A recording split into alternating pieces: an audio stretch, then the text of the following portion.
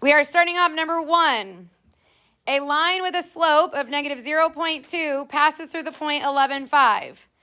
Select the numbers to complete the equation of the line in point-slope form.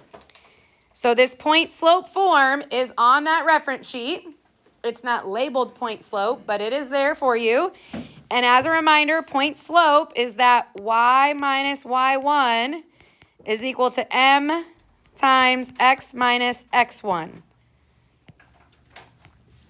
I'm going to make this m neater. So y minus y1 is equal to m times x minus x1. It is the last form of a linear equation on that reference sheet. So you have that point slope form for you there. All we have to do is plug in our slope, which is negative 0.2, and our slope is what letter? What letter do we use to represent our slope? M. So our slope is the m. And then the point that they give us, that is going to be the x1 and the y1. So remember, points are always xy. So this is our x and y, and these will be our ones, xy and x1 and y1.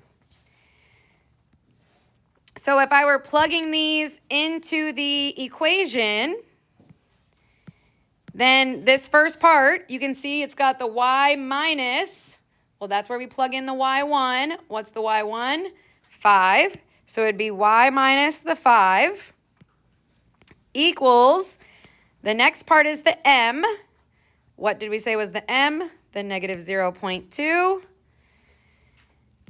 And then it has the times x minus x1, and x1 is 11. So you'd circle the D.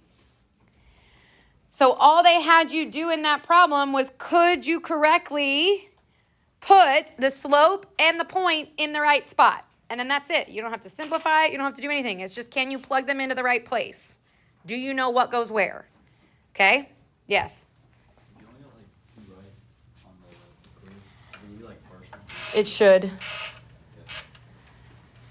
It would be like a fractional part of it, because each question is a point. Not on the EOC. I'm talking about on the answer check quiz. Is that what you're talking about? No, it's not what you Oh, I don't know how the EOC does it. I would imagine there's some sort of like partial credit. But again, this is there for you. So as long as you know that your slope is the m and that your point is the x1 and the y1, you should be okay plugging everything in. All right? Okay, moving on to number 2. An expression is given where x cannot equal 0. So we've got this 4x squared minus 18x plus 6 all being divided by 2x. And we are picking the equivalent expression. So we have this trinomial that's being divided by 2x. So remember, when you have a polynomial being divided by the monomial, you have to divide all 3 of these terms by the 2x.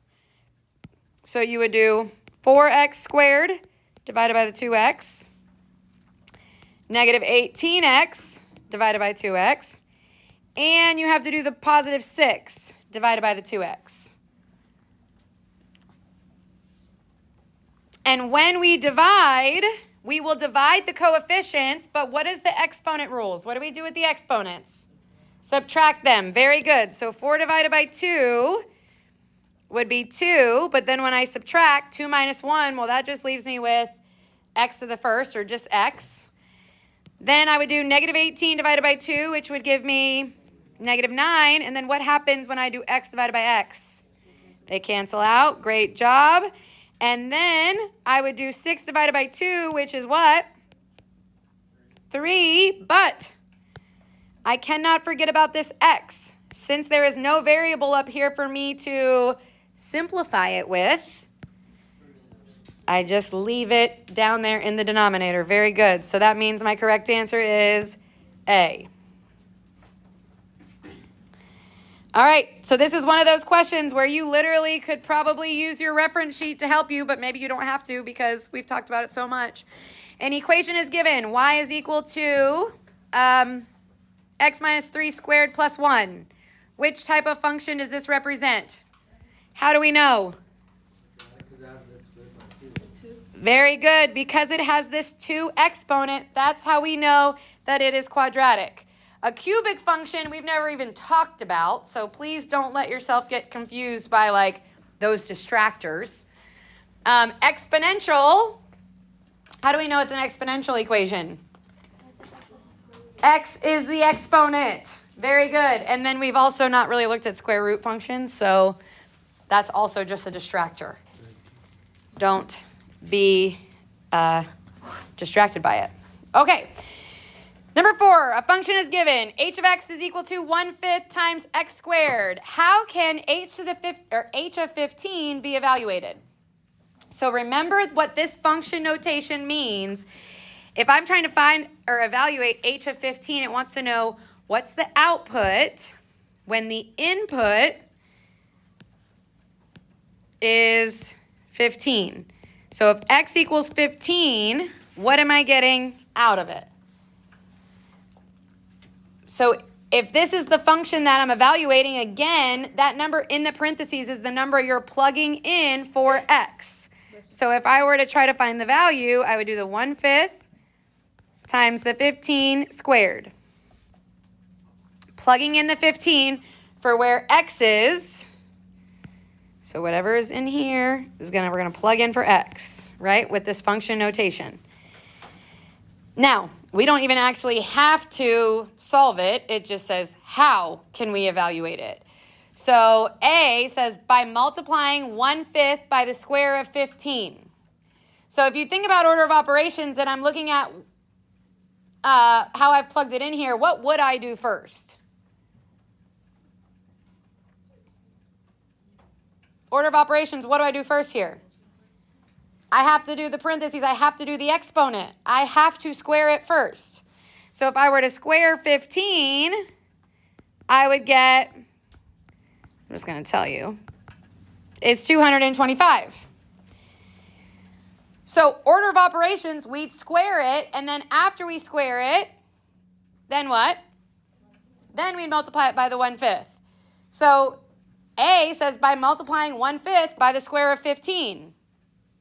And that would be the correct answer. Because B says by multiplying the square of 1/5, well, are we squaring 1/5? No, we're only squaring 15. C says by multiplying 1/5 by the square of 15, then dividing by 15, like where the heck did that even come from? No, we're not dividing by anything in here. And then the last one, by multiplying the square of 1/5, once again, are we squaring the 1/5? No, we were only squaring the 15, so that's why that one's not correct either. All right.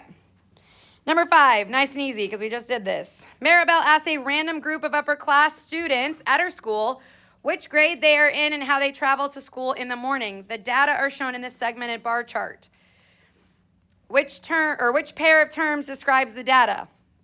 So bivariate and univariate. Remember, that means 2 variables or 1.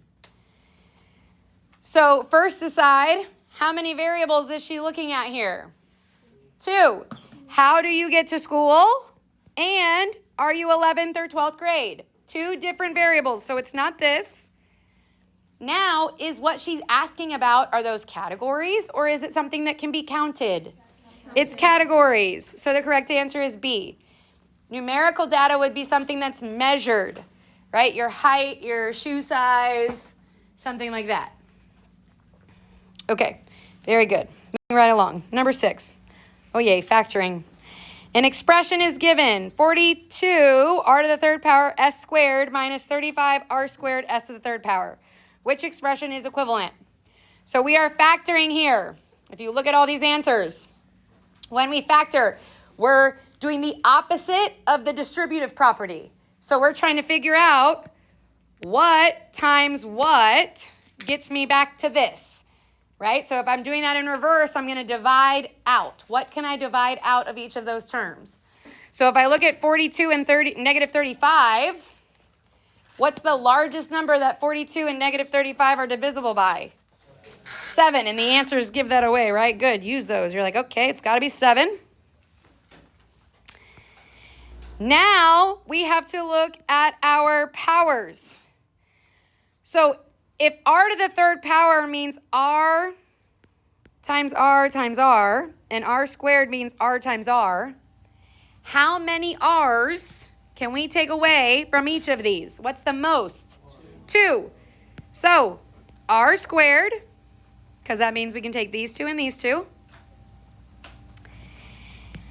And then I'm going to do the same thing with my s's. S squared means s times s. S to the third power means s times s times s. So again, how many s's? What's the most number of s's that I can take from each? 2. So s squared. And now in the parentheses would just go with what's left after we divide out that GCF. That's what's going to go in the parentheses. So when you do 42 divided by the 7, you're going to get 6.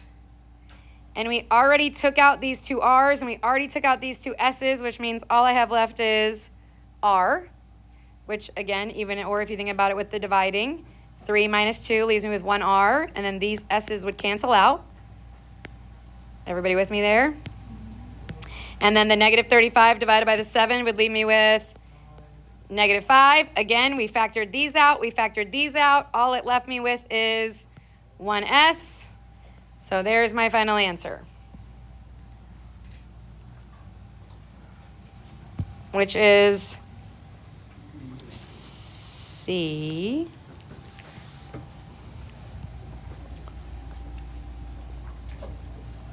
All right, number 7, we got a linear function here. Which equation represents the line? So these equations are written in this y equals mx plus b form. Remember that m is your slope and b is your y-intercept. Y equals mx plus b. M is the slope, b is the y-intercept.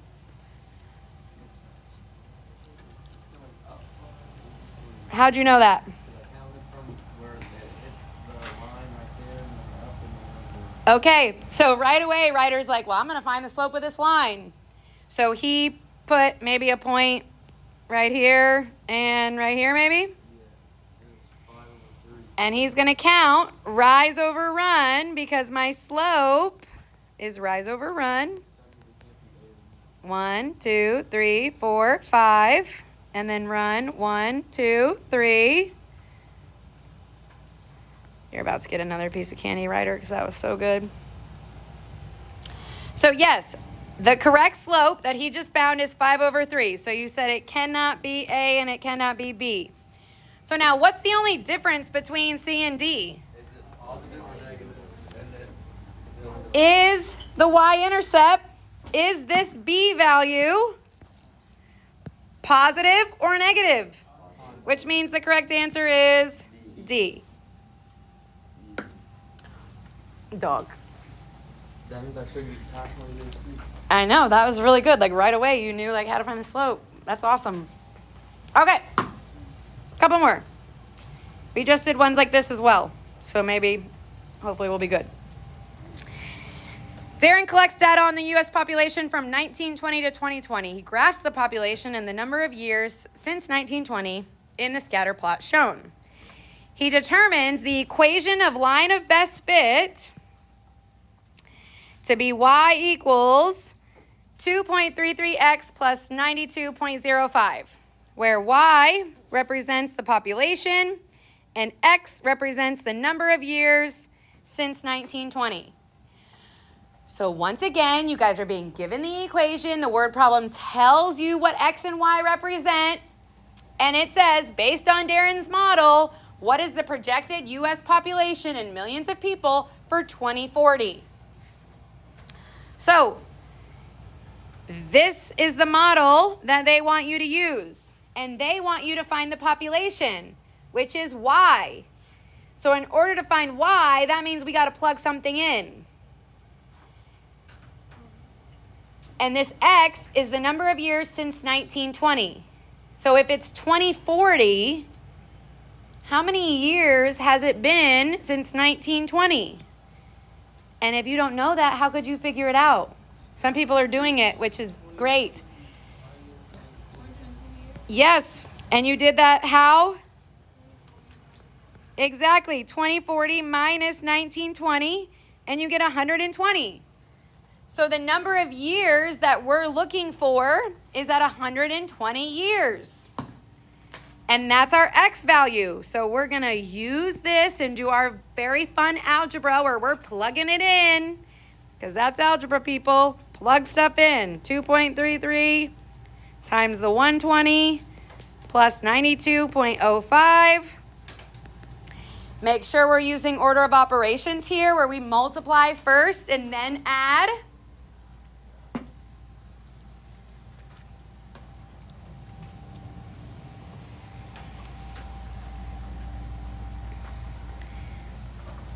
What are we getting?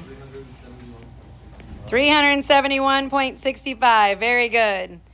And this would be one of those where you're going to plug in 371.65, feel confident about it, and then move on to your next problem.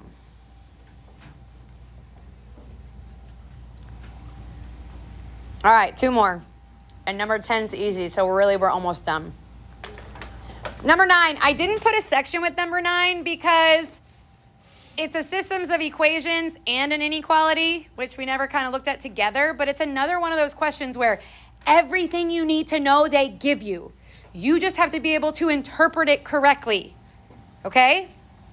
So Bashir has $3,410 in 2 different investment accounts, account A and account B. The account earns simple interest for 1 year. Account A earns 6% interest. Account B earns 2% interest. And he wants to earn at least $196 in interest. Bashir puts X dollars into account A and Y dollars into account B. Which system of constraints represents the situation? So it's a system because we have 2. And if you look at these equations, we have things that just say like X plus Y. And then we have these inequalities with these decimals. These decimals are representing what?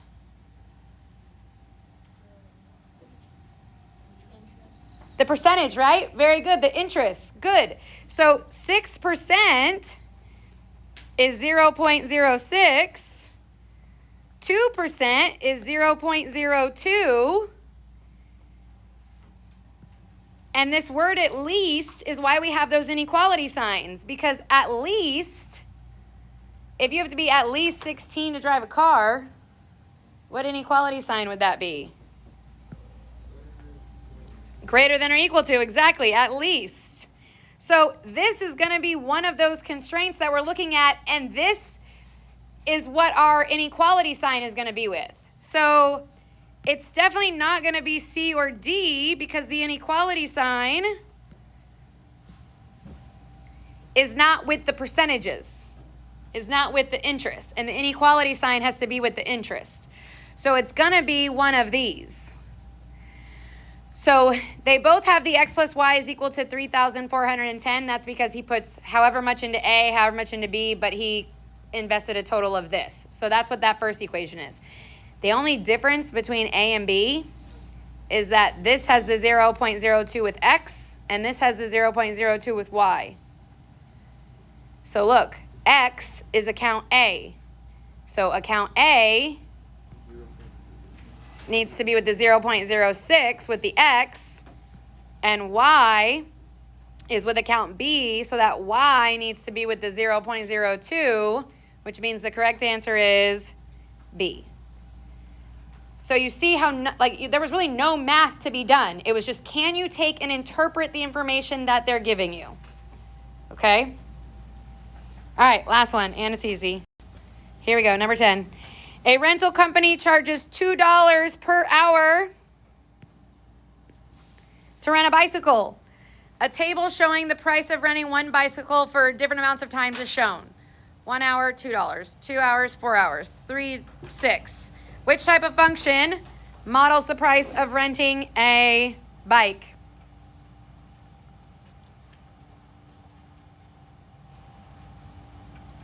First of all, okay, let's just, are these Y values going up or down? Okay, so it's not decreasing. It's $2 per hour plus 2 plus 2 plus 2.